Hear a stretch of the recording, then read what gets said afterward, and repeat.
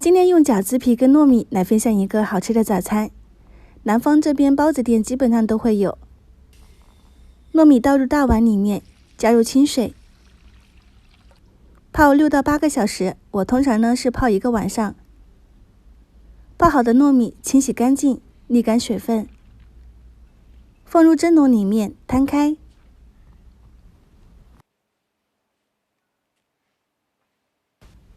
水开大火蒸20分钟。香菇呢，我已经提前泡好，挤干水分。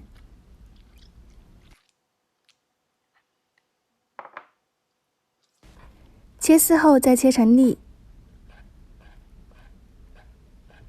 再稍微的剁得碎一些，口感会比较好。放入盘中备用。再来准备洋葱半个，切成碎末。起锅热油，下洋葱碎炒香。里面我加了1勺猪油，会比较好吃一些。把洋葱的水分炒干，像这种微黄，下入香菇碎，再次翻炒均匀。加一些泡香菇的水、生抽、食用盐、五香粉，再来1勺蚝油，搅拌均匀。把水分熬干即可出锅。料炒好后呢，糯米也已经蒸好啦。拿出来散热，倒入馅料里面，快速的翻拌均匀，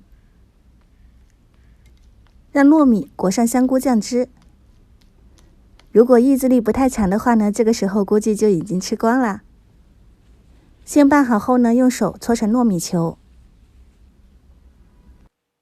再来准备一些饺子皮，多叠加在一起，边缘折叠压一下，反复动作呢，直到全部压完，面皮就弄好了。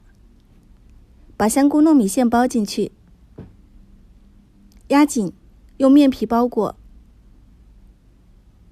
一边转一边捏，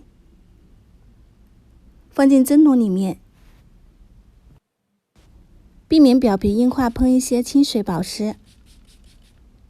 这里的话呢，做了2笼，水开上锅蒸8分钟即可出锅。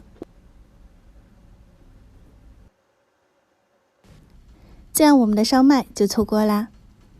南方这边的话呢，一般都是1块5到2元一个。想吃的朋友呢，可以收藏起来试一下。撕开，里面鲜香软糯，非常好吃哦。今天呢就分享到这里，喜欢我的视频就关注我吧，我是夏妈，我们下期再见。